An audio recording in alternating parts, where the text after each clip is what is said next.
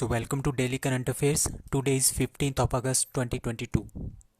So the first edition of Women's IPL WIPL to be held in March 2023, March 2024, March 2025, अक्टूबर 2022.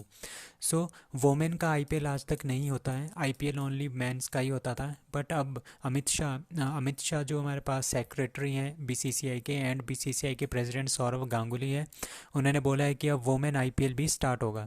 ठीक है, women IPL start होगा, उसका नाम होगा WIPL and it will start from March 2023. So answer is A, that is March 2023. सो ये first ever edition होगा women Indian premier league बोलेंगे इसको, and starting from March of 2023. 1 month, एक महीने की इनकी एक विंडो होगी, 1 मंथ के अंदर ही सारे मैचेस होंगे. इसमें कितने होंगे? इसमें 5 टीम्स होंगी.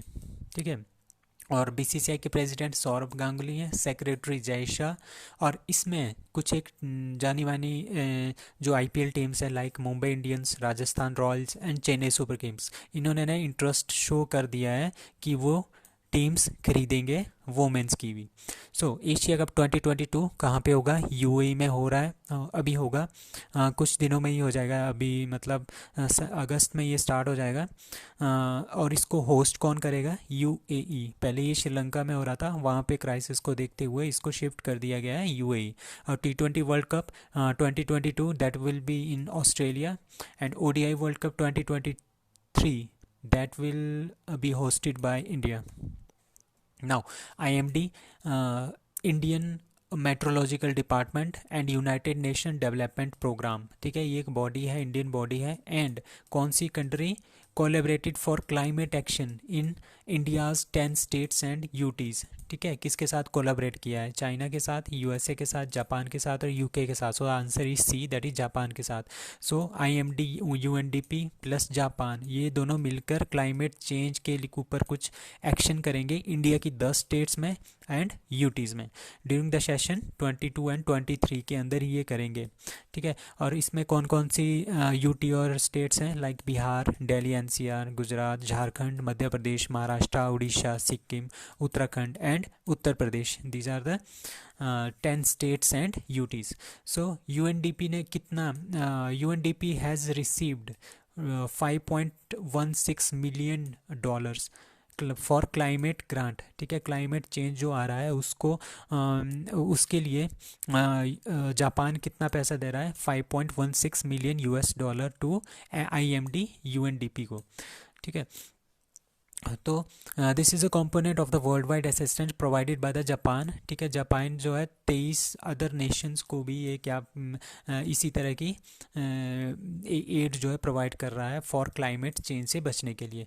एंड अब इंडिया के बारे में कुछ जानते हैं. इंडिया ने कुछ प्लेज किए हैं related to environment, like carbon emission को हम रिड्यूस करेंगे 1 बिलियन टन बाय 2030. ये फिगर बहुत इंपॉर्टेंट है कि 1 बिलियन टन हम कार्बन एमिशन को कम करेंगे 2030 तक, और 500 गीगावाट का नॉन फ्यूजल एनर्जी कैपेसिटी हम 2030 तक अपनी बढ़ा देंगे.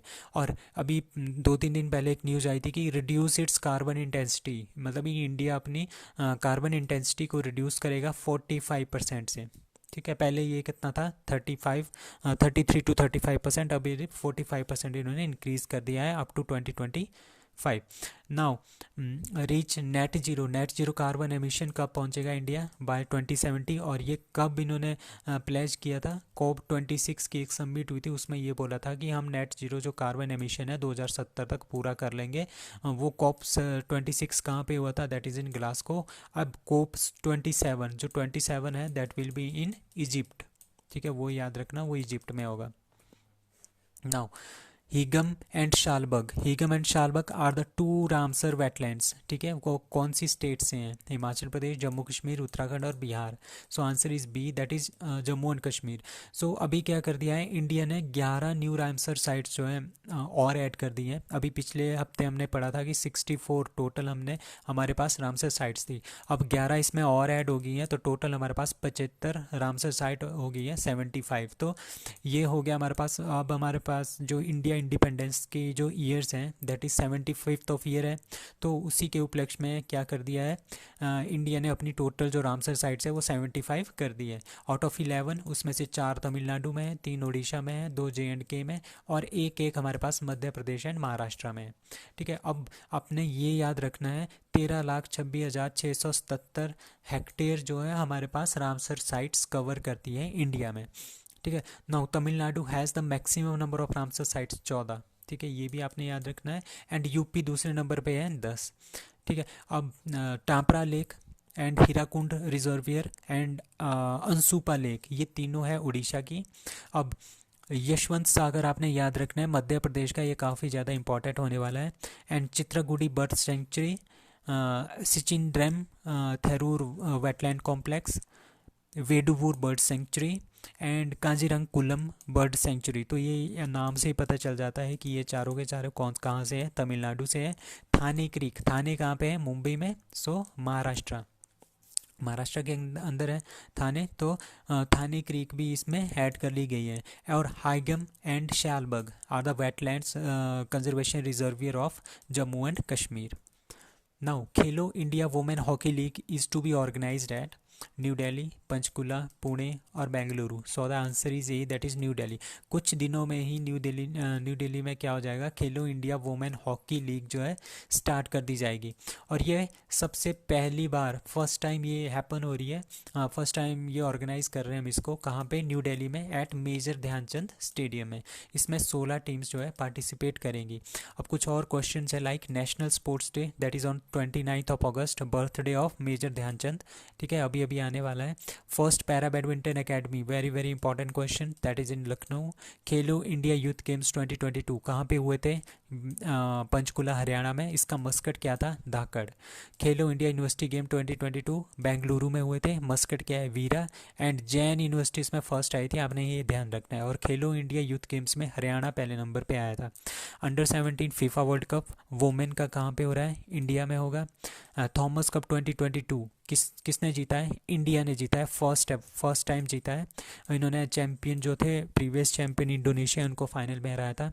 और उबेर कप हमारा वोमेंस का बैडमिंटन होता है, इसमें साउथ कोरिया ने चाइना को फाइनल में हरा दिया था।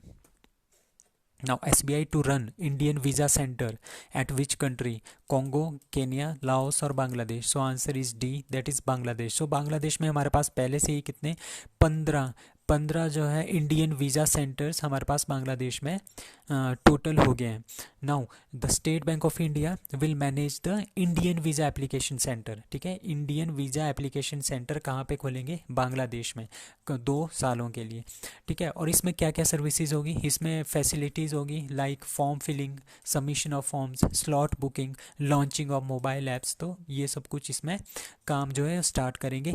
ठीक है, और IVAC का सेंटर कहाँ पे है बांग्लादेश में, दैट इज़ इन ढाका। ठीक है, करंटली हमारे पास कितने हैं, 15 IVACs हैं, मतलब कि इंडियन वीज़ा सेंटर्स हैं पूरे बांग्लादेश में।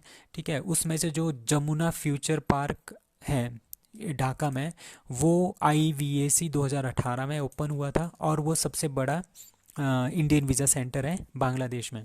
ठीक है, the first Indian visa centre जो है was started by SBI in 2005 में, कहाँ पे, ढाका में। So state bank of India chairman कौन है आजकल, दिनेश कुमार खारा। ठीक है, and state bank of India का हेडक्वार्टर कहाँ पे है, मुंबई में। और स्टेट बैंक ऑफ इंडिया कब बना था, दैट इज़ 1 जुलाई 1955 को ये बना था। उसके बाद which ministry launches smile 75 initiative. तो हमारे पास क्या हुआ, मिनिस्ट्री ऑफ सोशल जस्टिस ने क्या कर दिया है कि स्माइल 75 जो है इनिशिएटिव स्टार्ट कर दिया है। 75 इसीलिए जोड़ा है क्योंकि 75th हम अपना फ्रीडम का ईयर मना रहे हैं, तो इसके लिए है। तो स्माइल का मतलब है support for marginalised individuals for livelihood and enterprises, और इसका स्माइल 75 इनिशिएटिव भी इसको बोलते हैं। मतलब कि हमने सपोर्ट करना है, जो पर्सन हमारे पास भीख में लगे हुए हैं, बैगिंग करते हैं, जो बहुत सारे लोग जो बैगिंग करते हैं, उनको क्या करना है, उनकी आइडेंटिफिकेशन करनी है, उनका रिहेबिलिटेशन करना है, उनके लिए मेडिकल फैसिलिटी प्रोवाइड करनी है, उनकी काउंसलिंग करनी है, उनको एजुकेशन प्रोवाइड करनी है, उनमें स्किल डेवलप करना है ताकि वो फिर से जो है वो भीख ना मांगे और वो क्या एक अच्छी सी जॉब पा सके। तो ये बहुत ही अच्छा स्टेप है, दैट इज़ स्माइल 75, आपने ध्यान रखना है इसका। दैट इज़ ये किसका इनिशिएटिव है, मिनिस्ट्री ऑफ तो the ministry of social justice and empowerment कितना पैसा अलॉट किया है, 100 करोड़ रुपीज़ इसके लिए स्माइल प्रोजेक्ट के लिए इन्होंने अलॉट किया है फॉर अपकमिंग ईयर्स 25 एंड 26 तक। नाउ कौन सी यूनिवर्सिटी है जिसका पहला नंबर आया है among all the Indian universities, and overall उसका 16 नंबर आया है, ठीक है, in the academic sector in Nature Index ranking. ठीक है, कौन सी यूनिवर्सिटी है, that is Delhi University, Punjab University, University of Hyderabad और IISc Bengaluru. So the answer is C, that is University of Hyderabad. So University of Hyderabad का पहला नंबर आया है among all the Indian universities in the nature index 2022 ranking में। तो university of Hyderabad कब बनी थी, 1974 में बनी थी। और नेचर इंडेक्स के बारे में जानते हैं, नेचर इंडेक्स एक तरह का जर्नल है, वो बहुत हाई क्वालिटी के रिसर्च पेपर्स पब्लिश करता है in natural and physical sciences including chemistry, life science, earth environment science and physical sciences. अब कुछ दिन पहले एक NIRF रैंकिंग आई थी इंडियन यूनिवर्सिटीज़ की, उसमें IIT मद्रास फर्स्ट नंबर पे था and IISc Bengaluru at second number. Now Mexican एक प्रेसिडेंट है, ठीक है, उन्होंने प्रपोजेस पीस कमीशन, ठीक है, प्रपोजेस पीस कमीशन इन्होंने प्रपोज किया है, उसमें 3 लीडर्स इन्होंने इंक्लूड किए हैं। वो कौन कौन है, वो है नरेंद्र मोदी इंडिया के, पॉप फ्रांसिस, ठीक है, and Antonio Guterres. Antonio Guterres is the secretary general of UNSC।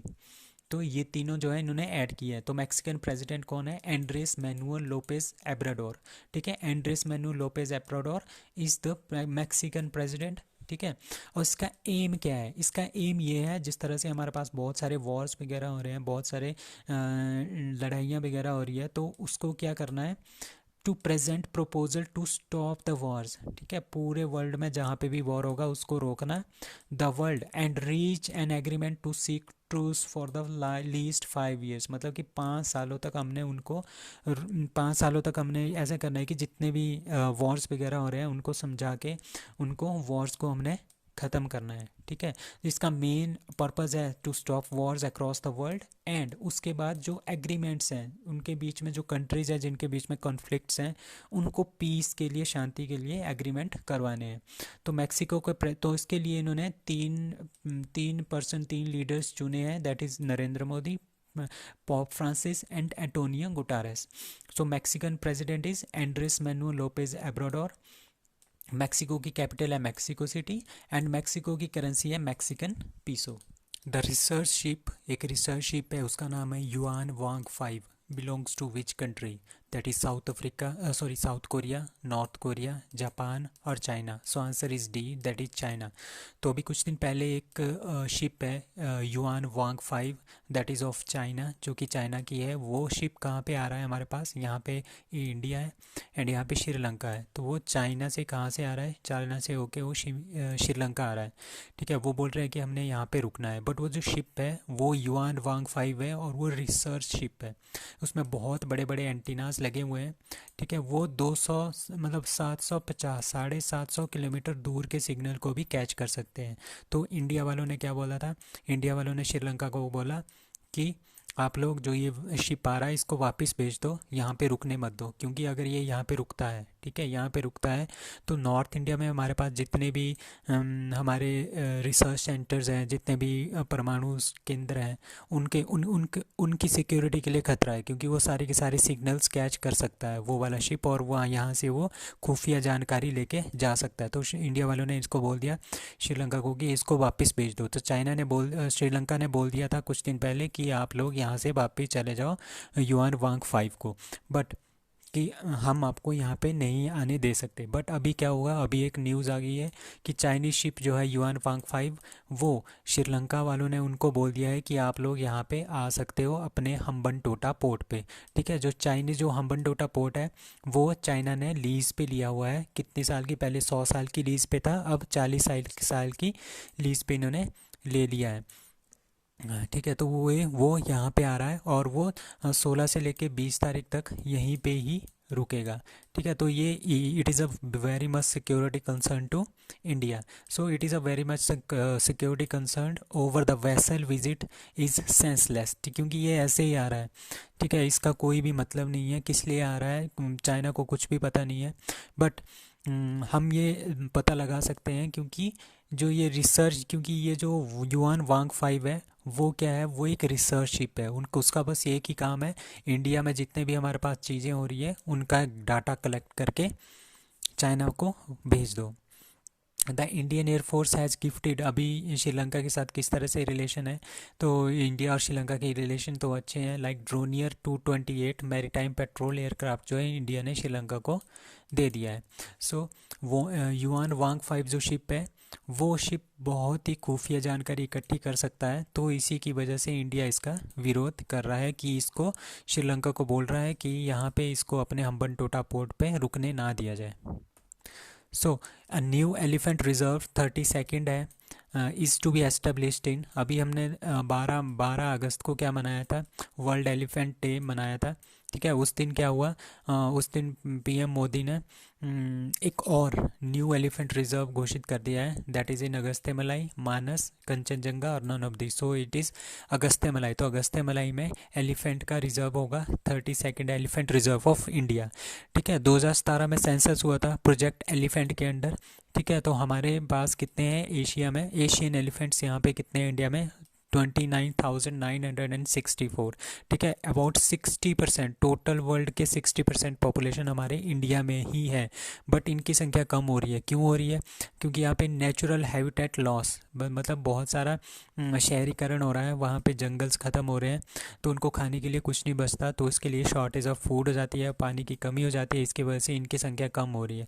And elephants closer to the human settlements. ठीक है, तो अगर जंगल को उखाड़ के वहाँ पे पेड़, वहाँ पे घर बनाएंगे तो ऑब्वियस ही बात है कि जो एलिफेंट्स हैं वो घर के आसपास रहेंगे, घर के आसपास रहेंगे तो उनके बीच में क्या होगा, कॉन्फ्लिक्ट होगा, ह्यूमंस और एलिफेंट का कॉन्फ्लिक्ट होगा, जिसकी वजह से बहुत सारे एलिफेंट्स जो है मारे जा चुके हैं।